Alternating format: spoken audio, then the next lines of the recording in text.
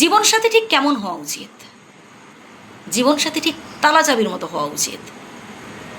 হ্যাঁ, জীবনসাথী ঠিক তালা চাবির মতো হওয়া উচিত। ভাই, জীবনে এমন একজনকে চুজ করুন যে আপনার সুখে দুঃখে বিপদে আপদে পাশে থাকবে। যেমনটা নয় চাকরি ছেড়ে গেলে আপনাকেও ছেড়ে পালিয়ে যাবে, ব্যবসায় লস হলে আপনাকে ছেড়ে পালিয়ে যাবে, সামান্য একটু ঝগড়াঝাটি হলে কথায় কথায় তৃতীয় ব্যক্তিকে ডাকতে যাবে। ভাই, জীবনসাথী চুজ করার আগে এই বিষয়গুলো অবশ্যই আপনার জানা দরকার।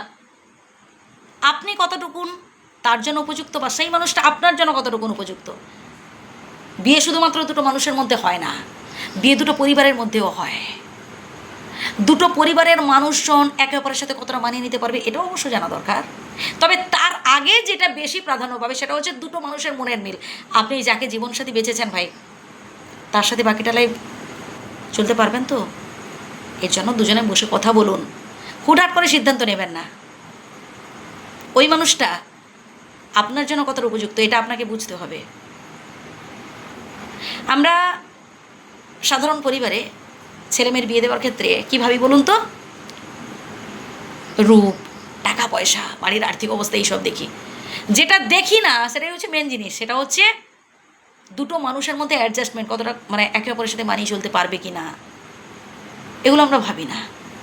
আর এর ফল পরবর্তীকালে কী হয় বলুন তো? আমাদের ঠকতে হয়। এই যে বর্তমান সমাজে ডিভোর্স, পরকীয়া অতিমাত্রায় বেড়ে গেছে, তার একটা প্রধান কারণ এটাও।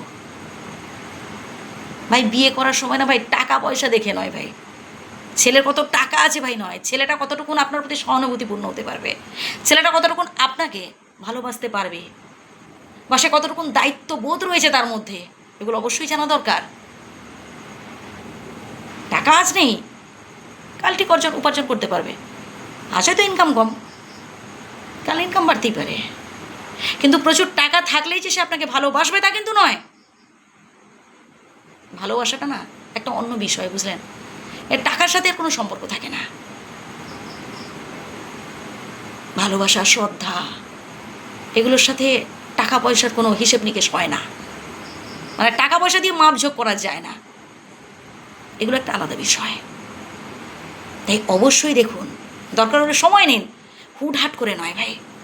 গুরুজনদের সাথে কথা বলুন, বাবা মায়ের সাথে কথা বলুন, সময় নিন, দুজনে বসে কথা বলুন না, দুটো পরিবারের মধ্যে কথা বলা হোক, তারপর বিয়ের সিদ্ধান্ত নেবেন। ওই মেয়ের বাবা চাকরি করে কিনা, মেয়ের ভাই দাদা এরা চাকরি টাকরি করে কিনা, ছেলে কোথায় কাজ করে, ইনকাম ভালো কিনা, ছেলের ঘরে কটা গাড়ি কটা বাড়ি, এসবের থেকে জরুরি ছেলে মেয়ে তারা একে অপরের সাথে মানিয়ে চলতে পারবে কিনা। ভুল বললাম না প্রিয় বন্ধু?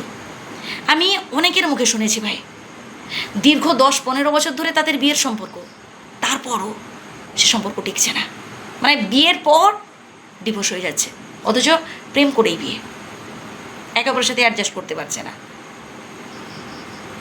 আবার এমন অনেক সম্পর্ক দেখেছি, হয়তো আপনাদের অনেকের সাথে মিলতে পারে, মানে দীর্ঘ 40-50 বছর কিংবা তারও বেশি সুন্দর একসাথে দিন যাপন করছেন। কী করে সম্ভব? এই যে বললাম, অ্যাডজাস্ট করতে হবে ভাই। সব কিছু চাইলেই যে পেয়ে যাবেন তা কিন্তু নয়। আমরা অনেক প্রত্যাশা করে ফেলি। ঠিক আছে, আশা করা ভালো, উচ্চাকাঙ্ক্ষা থাকা ভালো, কিন্তু এই অধিক মাত্রায় মানে আশা করতে গিয়ে একটা সময় কী হয়, নিরাশ হয়ে পড়ি, টেনশন করতে থেকে হতাশ হয়ে পড়ি,